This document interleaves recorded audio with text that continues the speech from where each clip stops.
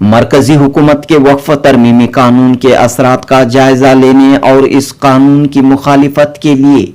All India Muslim personal law board की हिदायत के मुताबिक एहतजाज दर्ज करने के सिलसिले में बेंगलुरु के बोमनहल्ली की मस्जिद नूर में अंजुमन अल अंसार का मुशावरती इजलास मुनअक़द हुआ।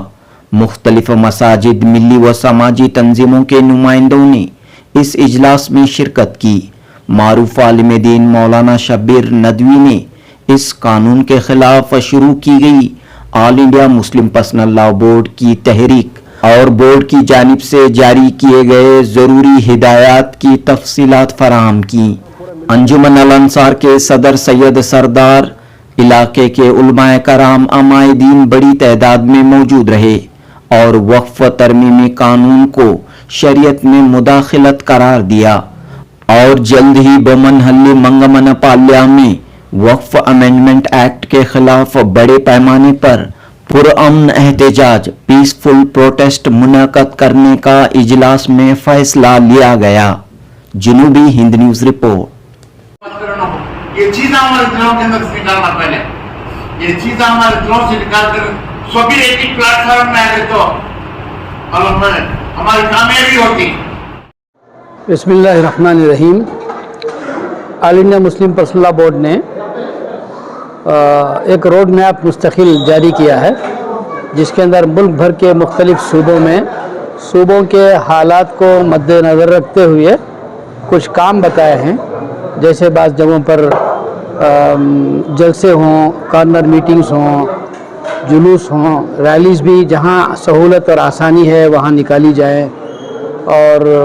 बरादरान वतन की जहन साजी करने के सिलसिले में भी डायलॉग प्रोग्राम रखने के बारे में मशवरा हुआ है। इसी तरह मुसलमानों के दरमियान भी इस काले कानून से वाकिफ़ कराना, मुसलमानों को और उसकी जो खामियां हैं और जो झूठ की बुनियाद पर ये कानून बना है उस झूठ को सामने लाया जाए,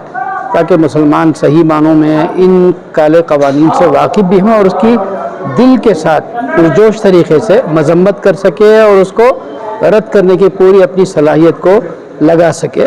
इस सिलसिले में काम अल्हम्दुलिल्लाह बड़े पैमाने पर मुल्कगीर सतह पर हो रहा है। कर्नाटका में ये जो मुहिम है कब शुरू होगी? ये मशवरे उसके हो चुके हैं, कुछ तो उसकी जमातें बन गई हैं और कुछ कन्वेनर्स बनाए गए हैं, और बुध के दिन इंशाअल्लाह उस सिलसिले में भी मशवरा होने वाला है। और ये काम जल्दी ही कर्नाटक में भी हर सूबे के हर शहर, ताल्लुक़े और बड़े शहरों में, छोटे गाँवों में इस काम को शुरू करने का प्रोग्राम बनाया जा रहा है। अस्सलाम वालेकुम रहमतुल्लाहि व बरकातुहू। आज हमारे बोमनहल्ली के अंदर नूर मस्जिद में जो अंजुमन अल अंसार के जो बैनर में सारे जो वक्फ बोर्ड का जो कानून जो लाए हैं उसके वास्ते सारे मिलकर एक मीटिंग की है। इस मीटिंग के अंदर इंशाअल्लाह सारे मस्जिद वाले जिम्मेदारों पूरे मिलकर इंशाअल्लाह साथ दे देंगे बताए हैं। लेकिन और नेक्स्ट जो मीटिंग होती है उस मीटिंग में हमें मुस्लिम पर्सनल लॉ बोर्ड से उनसे रब्ता करके इंशाअल्लाह एक बहुत बड़ा हमारे इस इलाके के अंदर एक बहुत बड़ी रैली निकालेंगे इंशाअल्लाह। इस रैली के अंदर सारे हमारे इस इलाके के सारे मस्जिद और जिम्मेदार सारे मिलकर साथ देते रहेंगे इंशाअल्लाह। वो सारे बात दिए तो उस हिसाब से हमें इंशाअल्लाह एक प्रोटेस्ट करेंगे इंशाअल्लाह। अल्हम्दुलिल्लाह अंजुमन अल अंसार जो हमारे पूरे साउथ बोमनहल्ली बेंगलोर के 40 मसाजिद का एक अंजुमन है। जब कोई भी मसाइल हमारे मुल्क में आते हैं तो हमारे बड़ों की आवाज़ पर हमारे अंजुमन अल अंसार के सदर सैयद सरदार साहब माशाल्लाह मुतहर्रिक हो जाते हैं, और उनकी सरपरस्ती में आज पूरे 22 मसाजिद के ज़िम्मेदार हजरात जमा हुए थे, और उसमें all India Muslim personal law board की जो भी हिदायत हैं आज लोगों के सामने लाई गई हैं, और लोगों के सामने एक प्रेजेंटेशन भी पेश किया गया है जिसमें वक्फ की शरई हैसियत और फिर वक्फ के शरई मसाइल और हमारे मुल्क भारत के अंदर वक्फ की तारीख़ कब से शुरू होती है और मुसलमान बादशाहों ने क्या क्या चीज़ें वक्फ की थी, और उसके अलावा मौजूदा 2025 वक्फ बिल के अंदर जो अमेंडमेंट्स किए गए हैं, जो प्रोविजंस लाए गए हैं, जो बिल्कुल شریعت سے ٹکراتے ہیں. یہ ساری چیزیں الحمدللہ ایک معلوماتی پروگرام مساجد کے ذمہ دار اور علماء کرام کے سامنے پیش کیا گیا ہے. اور ہمارے آج کے پروگرام میں ملک کی ایک عظیم شخصیت حضرت مولانا شبیر ندوی صاحب نے آل انڈیا مسلم پسندہ بورڈ کی جو بھی ہدایات تھیں وہ لوگوں کے سامنے بیان کی ہیں. اور جو بھی آل انڈیا مسلم پسندہ بورڈ کی ہدایات رہیں گے انشاءاللہ ہم یہاں انجمن الانصار کے بینر تلے اسے بروئے کار لائیں گے, اس پر عمل درآمد ہوں گے انشاءاللہ. مسجد نور آئی ٹی لیوٹ بمن ہنڈی میں تقریباً 45 مساجد کے ذمہ داروں کو جمع کیا گیا تھا. جمع کرنے کا مقصد ابھی حکومت نے جو وقف ترمیمی بل پارلیمنٹ میں پاس کیا ہے تو ذمہ داروں کو جمع کیا گیا, ان کے تاثرات لیے گئے. ہر ایک کی زبان کے تاثرات جب سنے گئے تو ہر مسلمان کا دل مجروح ہوا ہے اور ہر ایک کی زبان سے جو ہے اس تعلق سے شکایت ہے کہ فوراً جو ہے اسے رد کیا جائے اور ہم کسی بھی حال میں اسے قبول نہیں کر سکتے. یہ ہماری شریعت کا ایمان کا مسئلہ ہے کہ دوسری بہت ساری چیزیں تھی ہم برداشت کر لیتے, لیکن جب ایمان اور شریعت کا مسئلہ ہے, خدا کی شریعت میں دخل اندازی ہو, مومن اسے کسی بھی حالت میں برداشت نہیں کر سکتا. اس لیے مسلم پرسنل لا بورڈ کی طرف سے بھی جو آواز لگائی گئی ہے, جو گائیڈ لائنز دیے گئے ہیں, اسے سامنے رکھتے ہوئے ایک پرسکون اور پرامن احتجاج جو ہے بمنہلی کی عوام منعقد کرے گی اور اس کا بہت جلد اعلان بھی ہوگا. اور قانونی طور پر جو بھی تنظیمیں شہر بھر میں کام کر رہی ہیں اور ہندوستان کے لیول پر کام کر رہی ہیں, ان ساری تنظیمات سے جڑ کر جو ہے انشاءاللہ ہم لوگ قانونی لڑائی بھی لڑیں گے. ایک لڑائی جو ہے راستے کی ہے کہ جس میں مسلمان جو ہے اس پہ خاموش نہیں بیٹھے گا. نوجوان سے لے کر بڑوں سے لے کر ہر ایک کے دل میں ایک انتہائی جذبہ بھرا ہوا ہے اور ہم لوگ ان لوگوں کو روکے ہوئے ہیں.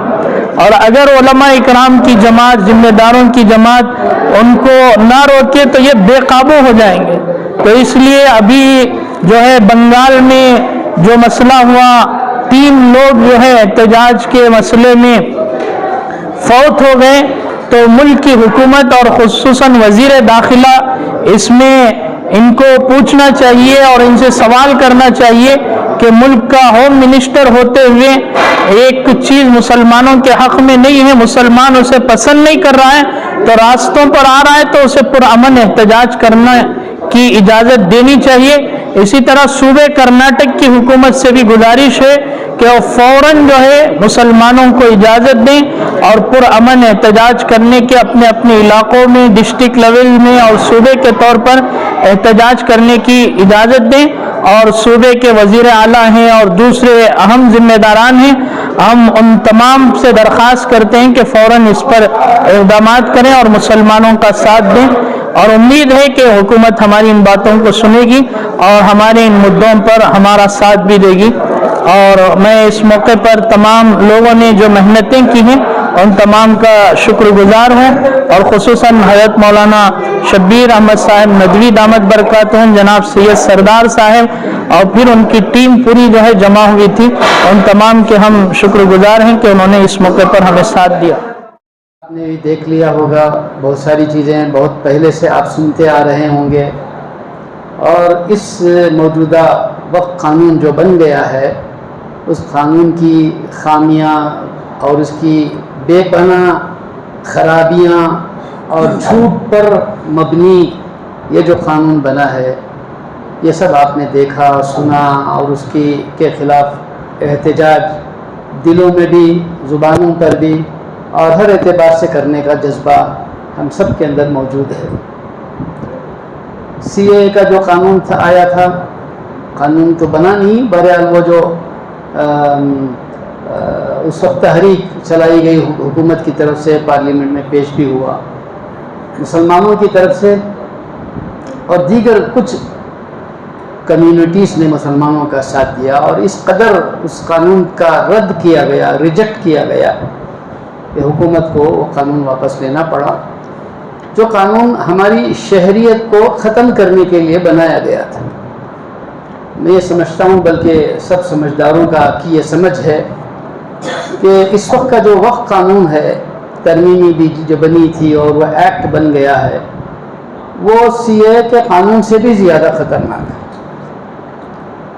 اس لیے کہ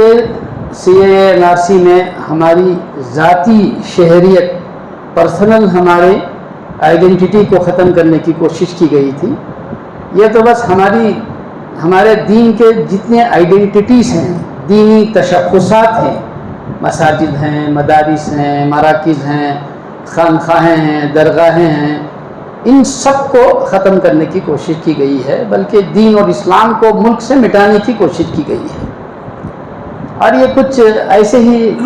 بیٹھے بیٹھے نہیں ہوا ہے، یہ 2-4 سال میں نہیں ہوا ہے، یہ حکومت کے آنے کی وجہ سے نہیں ہوا ہے۔ ہم سمجھتے ہیں کہ 10-12 سال سے جو حکومت آئی ہے اس کی وجہ سے بہت ساری چیزیں اس ملک میں آئی ہیں ضرور جو اسلام اور مسلمانوں کے خلاف ہے، لیکن اسلام اور مسلمانوں کو ایک طرح سے ختم کرنے کی ناپاک سازش یہ برسوں سے چلی آ رہی ہے۔ ہم مسلمان اس سے ناواقف ہیں، اور جو واقف بھی ہیں تو وہ کوئی خاص